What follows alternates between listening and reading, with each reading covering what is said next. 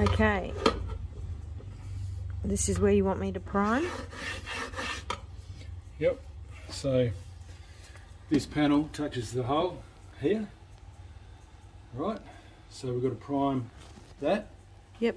And we've got to prime that. Yep. Makes sense. So yeah, if you can go along and do that. Now we don't want too much resin on this because it's already been sealed. So all you're really doing is just putting a really thin light coat. If we're wetting it out, but see how it's already coated? Okay. So it's not going to absorb into that. Yep. It's just going to sit on the surface and it actually becomes a pain in the arse. So we almost want it just the minimum amount you can get on there. Yep. So it's so we've got resin that's filling the little scratches, yep. the tiny little scratches, and making a good bond. Because if it's too wet and slippery, we've got to put mixed filled stuff on there, and the filled stuff you try and put it on, it just slides on the wet stuff. Yep. What about the top section? The top section. Are we doing anything with that? No. Okay. Nothing with that. Of course, I forgot to mark everywhere where it lands on there. Okay. So ideally, you'd prime a little strip where it's going to hit against that. Yeah. Okay. But we're not going to because I don't know where it is. I'm not putting it back on and back off again. Okay. But then on this side, you've got to prime it, and that's raw timber. So you're going to have to put more on this so it soaks in. And same with this edge grain of the plywood here, right? And the end grain there of that little bit of cedar, right? And then here as well, prime all that. So you work down, you've got this all the way. Then you've got this edge and that end.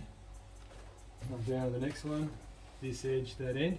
Some of them have got, where I've joined two bits together, they've got resin on there already, so it won't suck much in. But other bits where it hasn't been joined, well, that's got resin on it too. But if you find a bit that hasn't had resin on it, it'll suck stuff in. You know what I mean? That's the whole idea. And then come down here. Couldn't think of any other way of doing this, because if I put it that way, the clamp on that way, you'd hit your head on it when the sheet was on. Yep. So this epoxy always needs mixing well, and I'm just over hand mixing it. So a piece of bent wire, and every now and again you've got to change it out because it gets crap stuck to it. No matter how diligent you are wiping it off, might get a month out of it. So much easier than mixing by hand.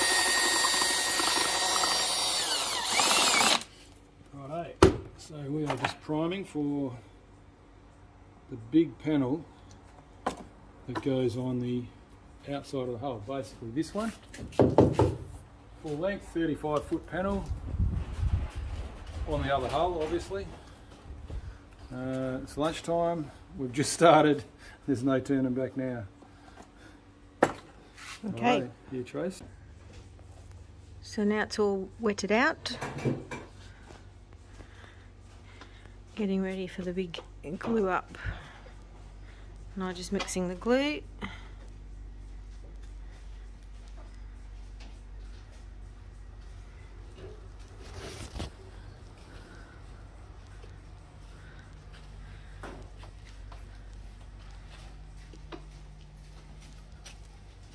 Almost ready.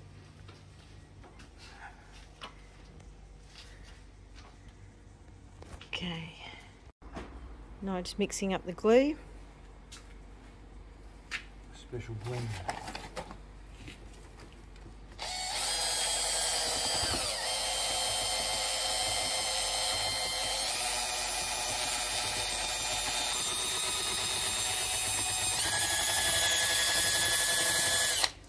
I'm using some microfiber adhesive filler.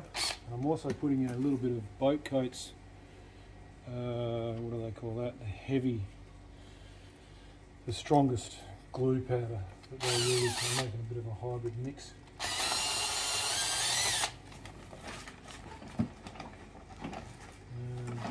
Just because the boat coat stuff smooths out a bit better than this. leaves quite a rough finish.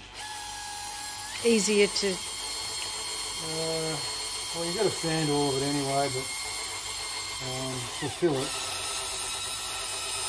it's actually easier. Funnily enough, when you use boat coats filler, it's heavier, but it goes a lot further. Yep. Yeah.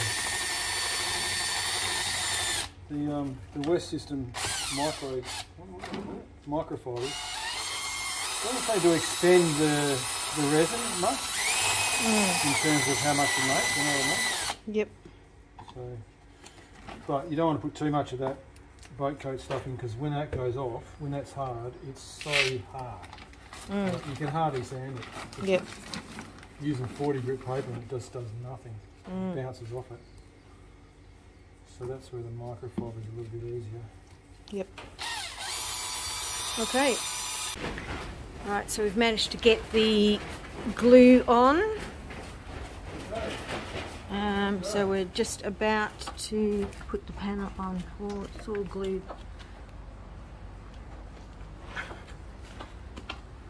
Very lucky. Where's the drill? Okay, so that's last panel glued on.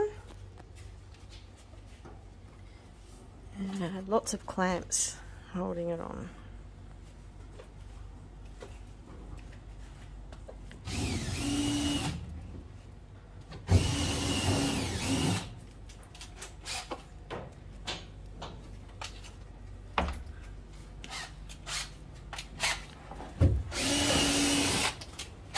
How'd we go? Yeah, not too bad.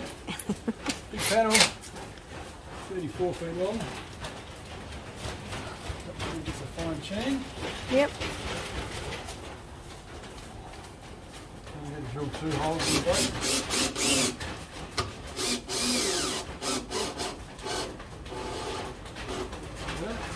Hey. Get a squeeze out right there. Looking pretty good. Cool.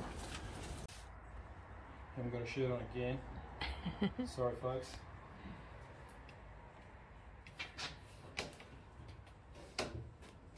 So this is the beam box.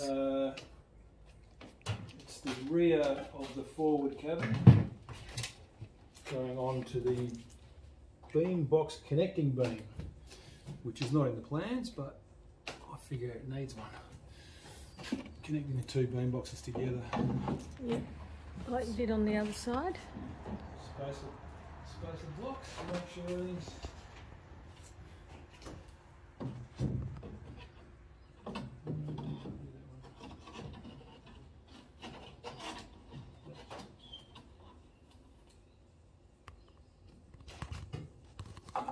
done. So they're parallel to the forward cabin bulkhead. Yep. And there's a fair bit of squeeze out there because it fits into a slot, which I'm going to reuse.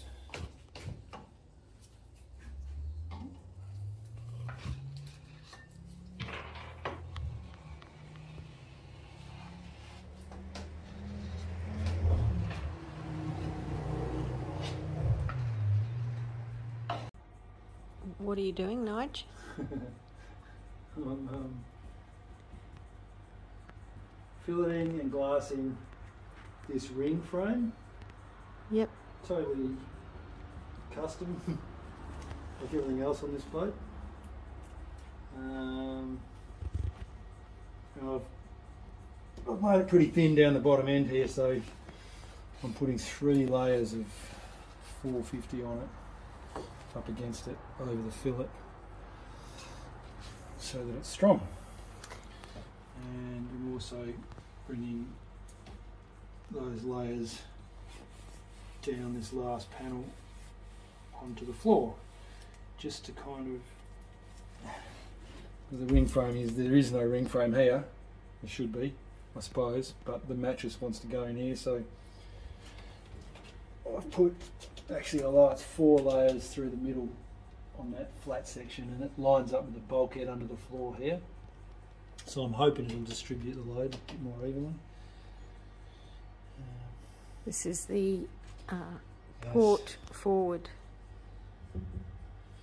cabin. I'm standing in what will be the hatch. Oh, yeah. Top. Yep, Cabin top is a continuation of the main cabin.